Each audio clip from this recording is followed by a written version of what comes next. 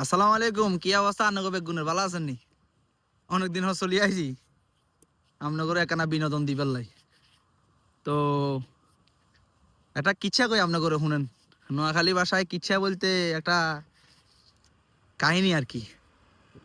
তো এক জালে একটা কবুতর আর একটা কাউয়া, কইতর আর কাউয়া আটকিছে আর একটা জালে। তা আটকিছে আর এখন কইতরে কান্দে। তো কাউয়া জিগায় কয় কি রে কান্দস কে?